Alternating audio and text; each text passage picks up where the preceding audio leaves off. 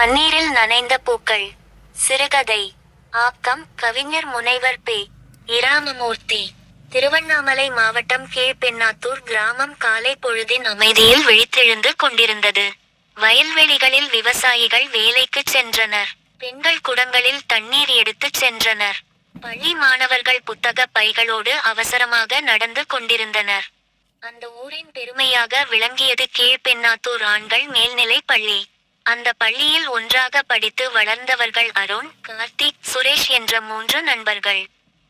மூவரும் படிப்பில் மட்டுமல்லாமல் சமூக அக்கறையிலும் சிறந்தவர்கள். பள்ளி முடிந்த பிறகும் தங்கள் ஊரின் நிலையை பற்றி அடிக்கடி பேசிக்கொள்வார்கள். ஒருநாள் பள்ளி வளாகத்தில் உள்ள வேப்பமர நிழலில் அமர்ந்திருந்தபோது அருண் சொன்னான், நம்ம ஊர் இன்னும் பல மூடநம்பிக்கைகளில் சிக்கி கிடக்குது. இதை மாற்ற யாராவது முயற்சி செய்யணும்.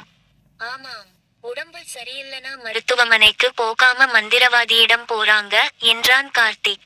பெண் குழந்தைகளையும் இன்னும் சிலர் படிக்க வைக்க விரும்பலை என்று வருத்தப்பட்டான் சுரேஷ். அன்றே மூவரும் ஒரு முடிவெடுத்தனர். நம்ம ஊரை மாற்றுவோம். அதன் பிறகு பள்ளி ஆசிரியர்களின் உதவியுடன் கிராம மக்களிடம் விழிப்புணர்வு ஏற்படுத்த தொடங்கினர். ஞாயிற்றுக்கிழமைகளில் வீடு வீடாகச் சென்று பேசினர்.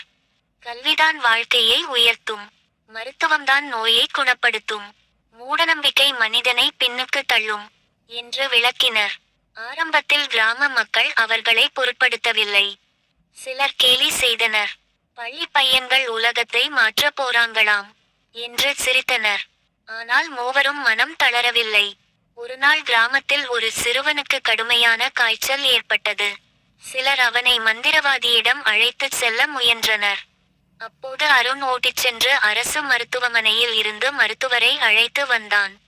மருத்துவர் சிகிச்சை அளித்த சில நாட்களில் சிறுவன் குணமடைந்தான். அதை பார்த்த மக்கள் ஆச்சரியமடைந்தனர்.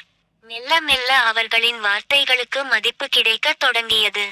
அதன் பிறகு மூவரும் இரவு நேரங்களில் இலவச வகுப்புகள் நடத்தினர். பள்ளிக்குச் செல்லாத குழந்தைகளை சேர்த்தனர். பெண்கள் கல்வியின் அவசியத்தை எடுத்துரைத்தனர். பல ஆண்டுகளாக ஊரில் இருந்த சில தீய பழக்கங்கள் குறையத் தொடங்கின. பெண் குழந்தைகள் பள்ளிக்கு செல்ல ஆரம்பித்தனர். மருத்துவ விழிப்புணர்வு அதிகரித்தது. கிராமத்தில் தூய்மை பணிகள் நடைபெற்றன. ஒரு நாள் ஊராட்சி மன்றம் சார்பில் பொதுக்கூட்டம் நடைபெற்றது. அதில் கிராமத்தின் பெரியவர் ராமசாமி எழுந்து பேசினார். இந்த 3 இளைஞர்கள் நம் ஊருக்கு செய்த சேவையை மறக்க முடியாது. இவர்கள் இல்லையென்றால் நம்ம ஊர் இன்னும் இருளில்தான் இருந்திருக்கும். மக்கள் அனைவரும் கைதட்டினர். அப்போது பள்ளி தலைமை ஆசிரியர் மேடையில் நின்று, இந்த 3 மாணவர்கள் பன்னீரில் நனைந்த பூக்களை போன்றவர்கள். எங்கு சென்றாலும் நறுமணம் பரப்புகிறார்கள். அதுபோல இவர்கள் அறிவையும் நன்மையையும் பரப்பியிருக்கிறார்கள் என்றார். அந்த வார்த்தைகளை கேட்ட அருண், கார்த்திக், சுரேஷ் ஆகியோரின் கண்கள் மகிழ்ச்சியில் நனைந்தன. சூரியன் மறையும் நேரத்தில் கீழ்பென்னாத்தூர் கிராமம் புதிய நம்பிக்கையோடு ஒளிர்ந்தது. 3 இளைஞர்களின் கனவு நனவாகி இருந்தது. அறிவின் ஒளி பரவிய அந்த ஊரில் மக்கள் இனி மூடநம்பிக்கையை விடுத்து நல்வழியில் வாழத் தொடங்கினர். அந்த நாளிலிருந்து கீழ்பென்னாத்தூர் மக்களின் மனதில் அந்த 3 இளைஞர்களும் பன்னீரில் நனைந்த பூக்கள் என்ற பெயரால் நிலைத்து நின்றனர். நீதி. இளைஞர்களின் நல்ல சிந்தனையும் சமூக அக்கறையும் ஒரு கிராமத்தின் தலைவிதியையே மாற்றும்.